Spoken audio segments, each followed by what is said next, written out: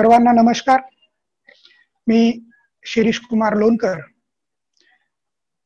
संकल्प शिष्यवृत्ती ऑनलाईन शाळा या उपक्रमामध्ये आज आपल्या 20व्या तासिकेत सर्वांचं स्वागत करतो. मुलांनो, मागील 20 दिवसापासून शिष्यवृत्ती संदर्भात आपण तासिका घेत आहोत. तुमचाही अत्यंत चांगला रिस्पॉन्स या ठिकाणी येत आहे. आज आपण बुद्धिमत्ता या विषयामधील घटक आपला समसंबंध चालू आहे. समसंबंधामध्ये आपण कालच्या तासिकेमध्ये पाहिलं की त्यामध्ये 4 उपघटक आहेत आणि या 4 उपघटकांपैकी पहिला शब्द होता, दुसरा आकृत्या होता. या 2 उपघटकांची माहिती मागील 2 तासिकेमध्ये आपण पाहिली. आज आपण तिसरी तासिका घेणार आहोत समसंबंधावरील, ज्यामध्ये आपल्याला संख्या या उपघटकाविषयी माहिती पाहिजे. एक गोष्ट लक्षात ठेवा, बुद्धिमत्तेमध्ये ज्या ज्या वेळेला संख्येवर तुम्हाला प्रश्न येईल, मग तो घटक कोणताही असो, मग त्यामध्ये आकलनावरील प्रश्न असेल, त्यानंतर वर्गीकरणावरील असेल, किंवा समसंबंधावरील असेल, किंवा क्रम असेल, गणिती कोडे असतील, या कोणत्याही घटकावर जर तुम्हाला संख्येवर आधारित प्रश्न आला तर त्यासाठी ज्या गोष्टींचा आपल्याला अभ्यास पाहिजे त्या गोष्टी आपण वर्गीकरणामध्ये जेव्हा संख्येची माहिती पाहिली, त्या तासिकेमध्ये सुद्धा संख्येवर आधारित जेव्हा आपल्याला प्रश्न येतात त्यावेळेला कोणती पूर्वतयारी पाहिजे याचा आपण अभ्यास केला होता. आजही त्या गोष्टी तुम्हाला ओझरत्या सांगतो. या गोष्टी जर आपल्या पक्क्या असतील तर आपण संख्येवर आधारित कोणत्याही घटकावर आधारित उत्तर आपण 100% देऊ शकतो. पहा, त्यामध्ये सर्वप्रथम ज्या वेळेला संख्येवर आधारित बुद्धिमत्तेमध्ये कोणत्याही घटकावर प्रश्न येतील त्यावेळेला त्या ठिकाणी तुम्हाला संख्याचे वर्ग माहित पाहिजे. आणि तुम्हाला मी अगोदर सांगितलं होतं की जवळपास 1 ते 30 पर्यंतच्या ज्या काही संख्या आहेत या संख्याचे वर्ग तुम्हाला तोंडपाठ पाहिजे. तुमच्या समोर इथं संख्या लिहिल्याबरोबर तुम्हाला लक्षात आलं पाहिजे की ही वर्ग संख्या आहे का. त्याच्यानंतर दुसरी गोष्ट आहे घन. मग घन आपल्याला कसे लक्षात ठेवायचे, कुठपर्यंत लक्षात ठेवायचे, तर घन लक्षात ठेवताना तुम्हाला शिष्यवृत्तीसाठी फक्त 1 ते 10 संख्यांचेच घन लक्षात ठेवा. हे सुद्धा तुम्ही पाहिल्याबरोबर तुम्हाला लक्षात आलं पाहिजे की ही दिलेली संख्या कोणत्या संख्येची घन आहे का. घन कसे काढायचे, वर्ग कसे काढायचे हे आपण मागील तासिकेमध्येच पाहिलेलं आहे. त्यानंतर समसंख्या आहे का पहा, त्यानंतर विषम संख्या आहे का पहा. पहा, या संख्येच्या प्रकारामध्येच आपण समसंख्या, विषम संख्या, त्यानंतर संयुक्त संख्या, जोडमूळ संख्या या कोणत्या तरी गणिती क्रियेवरील एखादा साम्य या संख्येमध्ये आहे का हे शोधण्याचा अगोदर प्रयत्न करा. या गोष्टी आपल्याला सर्व माहित पाहिजे. त्यानंतर जेव्हा बुद्धिमत्तेमध्ये संख्येवर आधारित प्रश्न येतो त्यावेळेला आणखी एक गोष्ट आपल्याला त्यामध्ये तपासावी लागते. मग ते गट करताना असो, क्रम ठरवताना असो, की समसंबंध पाहताना असो, ते म्हणजे दिलेल्या अंकाची बेरीज. जी संख्या आपल्याला दिलेली असेल त्या संख्येमधील जे काही अंक असतील त्या सर्व अंकाची बेरीज तपासा. दिलेली पहिली संख्या समसंबंध मध्ये आपल्याला 4 पद दिलेली असतात. पहा, प्रत्येक घटकामध्ये तुम्हाला सांगतोय की 4 पद आहेत. या 4 पदांपैकी पहिल्या 2 पदाचा जो संबंध आहे तोच संबंध तिसऱ्या आणि चौथ्या पदाचा असतो. इथं आपल्याला प्रश्नचिन्ह दिलेलं असतं चौथ्या पदाच्या ठिकाणी. कधी कधी तिसऱ्या पदाच्या ठिकाणी प्रश्नचिन्ह असेल, कधी दुसऱ्या पदाच्या ठिकाणी असेल, तर कधी पहिल्या पदाच्या. जोडी लक्षात ठेवायची, या दोघांची जोडी आहे, या दोघांची कोणती तरी एक जोडी आपल्याला पूर्ण असणार आहे. अशा वेळेला जेव्हा आपल्याला समसंबंध शोधायचा असतो त्यावेळेला इथं तुम्हाला संख्या दिलेली असेल आणि या ठिकाणी त्याची बेरीज दिलेली असेल. ही सुद्धा शक्यता तिथं आपण पडताळून पाहायची की तिथं आपल्याला अंकांची बेरीज सुद्धा आपल्याला करता आली पाहिजे. आणि त्यानंतर तिसरी गोष्ट, ज्या वेळेला आपल्याला पहिला पद दिलेला आहे तेव्हा दुसरं पद जेव्हा आपण या ठिकाणी त्याचा संबंध पाहतो त्यावेळेला त्या दोघांमध्ये कोणती तरी मूलभूत क्रिया झालेली आहे का तिच्या अंकामध्ये. म्हणजे मूलभूत क्रिया कोणत्या, मग त्यामध्ये आपण बेरीज करतो, अंकांची बेरीज असेल, अंकाची वजाबाकी असेल, किंवा अंकाचा गुणाकार असेल, किंवा अंकाचा भागाकार सुद्धा असेल. या गोष्टी सुद्धा आपल्याला त्यामध्ये पडताळून पाहायच्या आहे समसंबंध शोधत असताना. आणि यावरून मग या दोघांमध्ये जो संबंध असेल तो संबंध जशाच तसा संबंध गणिती क्रिया, आता आपण संख्या पाहतोय त्यामुळे संबंधाच्या ऐवजी आपण इथं गणिती क्रिया म्हणू. या दोघांमध्ये ज्या गणिती क्रियेचा संबंध असेल तीच गणिती क्रिया या तिसऱ्या पदाला सोबत करायची आणि चौथं पद काढायचं. अशा स्वरूपामध्ये आपल्याला संख्या लक्षात ठेवणं आवश्यक आहे. आणखी महत्वाची गोष्ट यामध्येच आपल्याला एक मूळ संख्येचा सुद्धा प्रकार असतो. 1 ते 100 पर्यंतच्या मूळ संख्या तुम्हाला अगदी तोंडपाठ असल्या पाहिजे. जसं तुम्हाला सांगितलं वर्ग, 1 ते 30 पर्यंतच्या संख्येचा वर्ग तुमच्या समोर संख्या आल्याबरोबर ओळखता आला पाहिजे.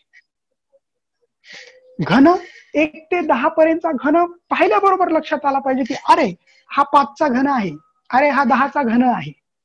त्याच स्वरूपामध्ये सम, विषम आणि मूळ संख्या 100 पर्यंतच्या मूळ संख्या अगदी ताबडतोब आपल्याला सांगता आल्या पाहिजे. त्यासाठी 10-10च्या उजळणीमधून तुम्ही मूळ संख्या काढून ठेवा. हे आपल्या अगोदरच्या तासिकेमध्ये झालेलं आहे. पहा, अशा पद्धतीनं आपल्याला समसंबंध यावरील संख्या फक्त समसंबंधासाठीच नाही तर बुद्धिमत्तेमध्ये विचारल्या जाणाऱ्या प्रत्येक प्रश्नासाठी, संख्येवर आधारलेल्या प्रत्येक प्रश्नासाठी या गोष्टी तुम्हाला लक्षात ठेवणं खूप आवश्यक आहे. आणखी सुद्धा काही गोष्टी आहेत. यामध्येच तुम्हाला कसोट्या सुद्धा सांगितल्या. कसोट्या म्हणजेच त्यालाच आपण पाढे म्हणू. पाढे सुद्धा तुम्हाला माहित असले पाहिजेत. कधी कधी तुम्हाला पहिल्या पदाच्या ठिकाणी एक संख्या दिलेली असते, तिने तिच्या पाढ्यामध्ये येणारी संख्या 2 नंबरला असते. हा संबंध सुद्धा असू शकतो. त्यामुळे पाढे लक्षात ठेवा आणि पाढ्यावरती अधिक चांगल्या प्रकारे जर पुढची संख्या लक्षात ठेवायची असेल भाग जाणारी, तर त्यासाठी कसोट्या सुद्धा पाठ करा. कसोट्या सुद्धा आपण मागील तासिकेमध्ये घेतल्या होत्या. हे सर्व लक्षात ठेवा. आणि जर कुणी मागील जे समसंबंधवरील तासिका असेल, समसंबंध मधील शब्द असतील, त्यानंतर आकृत्या असतील, किंवा वर्गीकरणावरील 4 तासिका असतील, आकलनाच्या आपल्या झालेल्या 3 तासिका असतील, या तासिका जर तुम्ही पाहिल्या नसतील तर तुम्ही माझ्या YouTube चॅनल वरती जाऊन त्या तासिका पुन्हा पाहू शकता. पुन्हा पुन्हा पहा, सराव करा. कारण जोपर्यंत बुद्धिमत्तेमध्ये प्रचंड प्रमाणात तुमचा सराव होणार नाही तोपर्यंत आपल्याला गणित सोडवणं, हा बुद्धिमत्तेचा पेपर सोडवणं अवघड वाटेल. तसं पाहायला गेलं तर बुद्धिमत्ता एकदम सोपं आहे. उत्तर तुम्हाला तिथंच असतात. पहा, अशा पद्धतीनं संख्येवर आधारित प्रश्न सोडवण्यासाठी वर्ग, घन, समसंख्या, विषम संख्या, मूळ संख्या हे लक्षात ठेवा. अंकाची बेरीज करून पहा. समसंबंध शोधण्यासाठी बेरीज करा, वजाबाकी करा, त्या अंकाची गुणाकार करा आणि भागाकार सुद्धा करा आपला समसंबंध शोधण्यासाठी. त्यानंतर पाढे पहा. दिलेली संख्येचा समसंबंध हा पाढ्यानुसार येतो का, पहिल्या संख्येने दुसऱ्या संख्येला पूर्ण भाग जातो का, किंवा दुसऱ्या संख्येने पहिल्या संख्येला पूर्ण भाग जातो का, हे सर्व तपासून पाहण्यासाठी पाढे पाठ करा आणि कसोट्या सुद्धा लक्षात ठेवा. तर आपल्याला समसंबंधवरील सर्व प्रश्न आपल्याला अत्यंत साध्या सोप्या पद्धतीनं आणि लवकरात लवकर सोडवता येतील. कारण आपल्याला जेव्हा बुद्धिमत्तेमध्ये किंवा कोणत्याही स्पर्धा परीक्षेमध्ये जेव्हा आपल्याला पेपर सोडवावा लागतो तेव्हा आपल्याला वेळ खूप कमी असतो. त्यामुळं लवकरात लवकर संख्या पाहिल्याबरोबर आपल्याला त्याचा समसंबंध समजला पाहिजे. पहा, आता प्रत्यक्षपणे आपण पाहूयात की कशा पद्धतीने मग यामध्ये आपल्याला प्रश्न येतील आणि ते प्रश्न कसे सोडवायचे पाहायचे ना सर्वांनी. मी काही उदाहरणं तुम्हाला इथे सोडवून दाखवतो.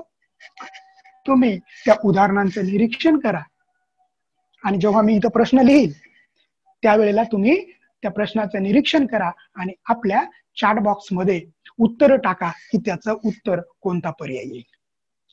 मुलांना आणखी एक लक्षात ठेवा, संख्या या घटकामध्येच आपल्याला दोन प्रकारचे प्रश्न येतात, जे आपण प्रत्येक घटकामध्ये तुम्हाला मी पुन्हा पुन्हा सांगत आहे. पहिल्या प्रकारचा प्रश्न असतो ज्याच्यामध्ये आपल्याला फक्त एकच पर्याय निवडायचा असतो, आणि दुसऱ्या प्रकारचा प्रश्न असतो ज्याच्यामध्ये आपल्याला दोन पर्याय निवडायचे असतात. अचूक दोन पर्याय निवडा असा एक आपल्याला प्रश्न असतो. या दोन्ही प्रश्नांचा सराव आपण या ठिकाणी करूयात. चला पाहूयात आपला पहिला प्रश्न. समसंबंध याच्यातील उपघटक तिसरा संख्येवर आधारित. प्रश्न पहिला 8/3 चा संबंध इथं प्रश्नचिन्ह दिलंय दुसऱ्या पदाच्या ठिकाणी. तिसरं पद दिलं 10/15 याचा संबंध 30/18 आहे. अशा वेळेला आपल्याला दुसरं पद आपल्याला काढायचं आहे. या प्रश्नामध्ये तिसऱ्या पदाचा चौथ्या पदाशी जो संबंध आहे तोच संबंध पहिल्या पदाचा दुसऱ्या पदाशी आहे. मग हे शोधून काढत असताना सर्वप्रथम या दोघांवरती नजर तुमची एकाग्र करा. पहा काय बदल झाला यांच्यामध्ये. 10 मध्ये काय बदल झाला म्हणजे 30 आले, आणि 15 मध्ये काय बदल झाला म्हणजे 18 झाले. अशा स्वरूपाच्या प्रश्नामध्ये या ठिकाणी पहा, साधारणपणे आपण इथं पाहिलं तर आपल्याला असं दिसतं की 10 गुणिले 3 करून पहा. या ठिकाणी आपण सोडवूयात. 10 गुणिले 3 जर आपण केलं तर किती उत्तर येतं 30. साधारण पहिल्या लक्षात येईल 10 त्रिक 30. मग 15चे 18 कसे झाले. 15ला 3 न गुणाकार केला तर 18 येत नाहीत. मग काय करावं लागेल.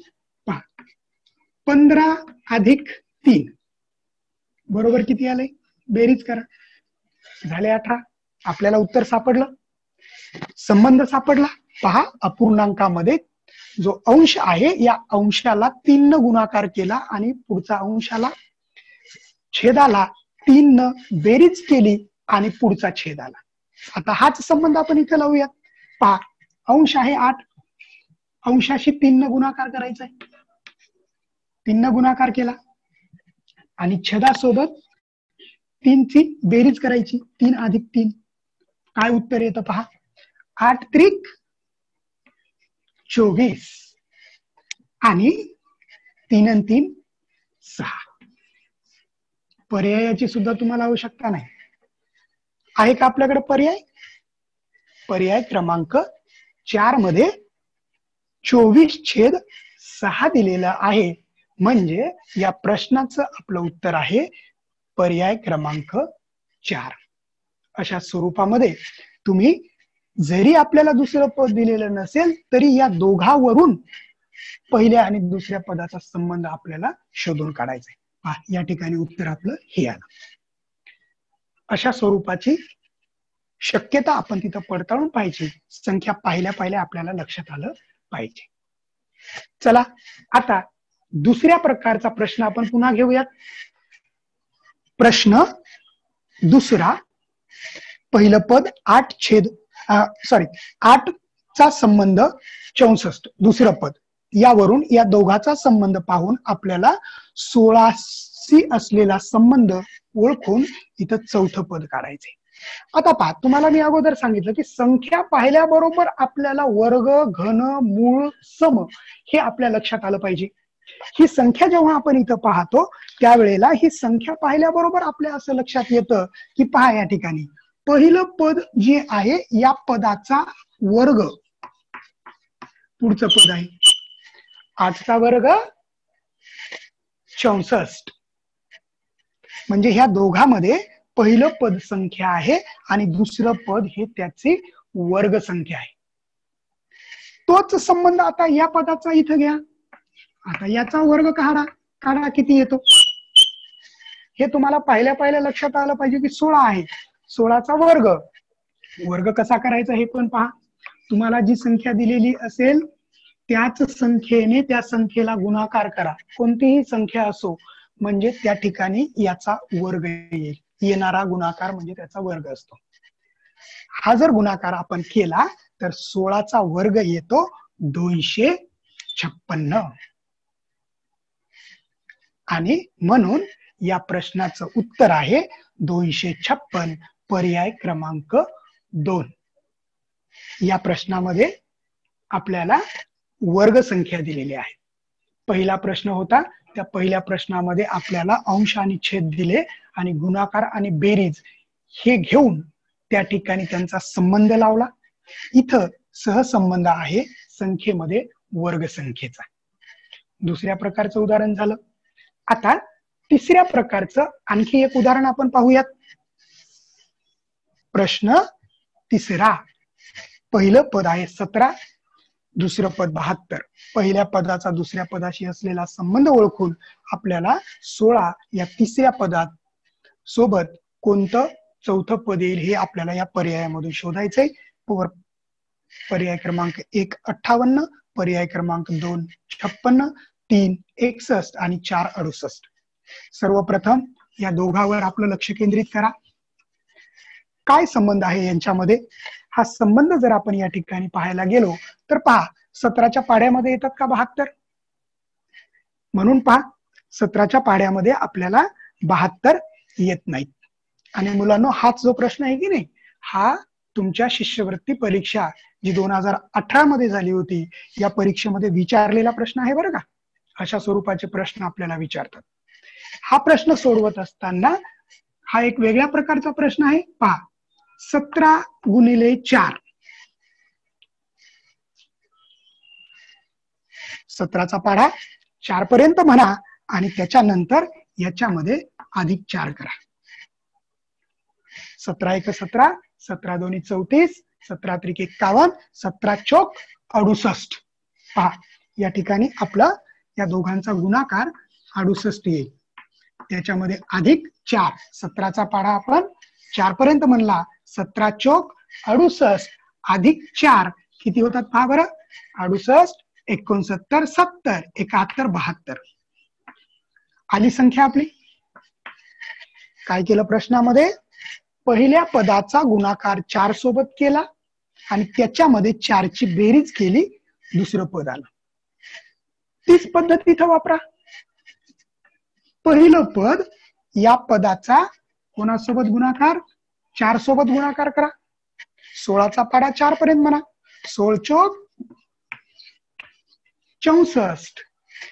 पण इथंच आपल्याला थांबायचं नाही, याच्या पुढे आपल्याला आणखी अधिक 4 करायचे. किती उत्तर येईल? 64 अधिक 4. उत्तर आलं आपलं 68.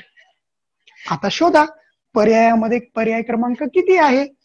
पर्याय क्रमांक 1 58 आहे, 2 56, 3 61 आणि 4 68. म्हणजे या प्रश्नाचं उत्तर आहे आपलं पर्याय क्रमांक 4. पहा, आपण जेव्हा संख्येवर आधारित प्रश्न सोडवतो त्यावेळेला आपल्याला संबंध शोधायचा आहे. तुम्हाला लागलीच तुम्ही पर्यायाची सुद्धा आपल्याला आवश्यकता पडत नाही. जर या दोघांमधील समसंबंध आपल्याला समजला तर त्यावरून आपण पुढचा आपलं जे काही उत्तर आहे हे उत्तर काढू शकतो आणि त्याच्यानंतर आपण पर्याय पाहायचे. आलं लक्षात? अशा स्वरूपानं आपण या प्रश्नामध्ये आपल्याला पहिल्या पदाचा गुणाकार दिला आणि त्याच्यामध्ये गुणाकार जिथपर्यंत आपण म्हटला त्या संख्येचे बेरीज केली. अशा स्वरूपाचे प्रश्न सुद्धा आपल्याला परीक्षेमध्ये येतात. आता आणखी एक वेगळ्या प्रकारचा प्रश्न आपण या ठिकाणी पाहूया. प्रश्न चौथा. पहिलं पद 9204, याचा संबंध आलेला आहे दुसऱ्या पदाशी 3723. या दोघाचा आपल्याला संबंध शोधायचा आणि यावरून तोच संबंध या दोन पदामध्ये लावायचा. पहा, आता याच्यामध्ये काय संबंध दिलेला आहे तर इथं आपण संख्या जर पाहिली तर आपल्याला काही लक्षात येणार नाही. आणि मुलांना ज्या वेळेला अशा प्रकारचा प्रश्न आपल्याला येतो त्यावेळेला इथं लक्षात ठेवा की अशा ज्या वेळेला तुम्हाला 3 अंकी 4 अंकी 5 अंकी संख्या दिल्या असतील, संख्या पाहिल्यानंतर ती वर्ग नाही घन नाही हे आपल्या लक्षात येत असेल, सममूळ नाही हेही जर आपल्याला वाटत असेल तर त्यावेळेला अशा मोठ्या संख्या दिल्या की अगोदर त्यांच्या अंकाची बेरीज करा. पहा, बेरीज करूयात आपण. 9 अधिक 2 अधिक 0 अधिक 4 किती येते बेरीज? 9 आणि 2 11, 11 आणि 4 15. आता पुन्हा ह्यांची बेरीज करा बरं, किती येते. हे झालं पहिलं पद, इथं संपलं. इथून आपण या दुसऱ्या पदाची बेरीज पाहूयात. 3 अधिक 7 अधिक 2 अधिक 3 किती होईल बेरीज. 3 आणि 7 10, 10 आणि 2 12, 12 आणि 3 15. सापडला संबंध. या प्रश्नात काय केलंय, दिलेल्या अंकाची बेरीज केली, उत्तर आलं 15. दोन्हीचीही आपल्याला उत्तर 15 आले. यावरून संबंध हा आहे की पहिल्या पदातील अंकाची बेरीज जेवढी आहे तेवढीच बेरीज दुसऱ्या पदातील अंकाची आहे. मग यांची आता बेरीज करूया आपण. चला, तिसऱ्या पदाची किती बेरीज येते. 5 अधिक 8 अधिक 7 अधिक 1 किती बेरीज होईल. 7 आणि 1 8, 8 आणि 8 16, 16 आणि 5 21.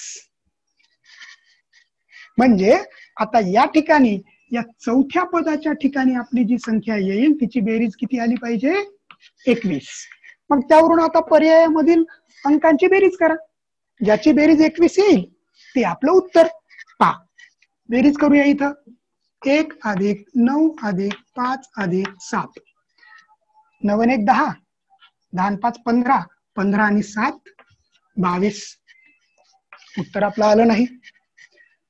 7 अधिक 6 अधिक 8 अधिक 1, 8 आणि 1 9, 9 आणि 6 15, 15 आणि 7 22. हाही पर्याय आपला जुळला नाही. त्यानंतर हे पहा, 6 अधिक 1 अधिक 9 अधिक 5 करू बेरीज. 9 आणि 1 10, 10 आणि 6 16, 16 आणि 5 21. पहा, उत्तर तर आलं, पण पुढच्याच पण आपण पाहायचं उत्तर किती येतं. 5 अधिक 4 अधिक 1 अधिक 9, 9 आणि 1 10, 10 आणि 4 14 आणि 5 19. म्हणजे आपल्याला 21 उत्तर पाहिजे होतं. पर्याय क्रमांक 3 हे आपलं उत्तर आहे. पहा, अशा स्वरूपाच्या प्रश्नामध्ये आपल्याला संख्येतील दिलेल्या अंकांची बेरीज दिलेली आहे. मुलांनो, आजच्या तासिकेमध्ये आपण इथंच थांबूया.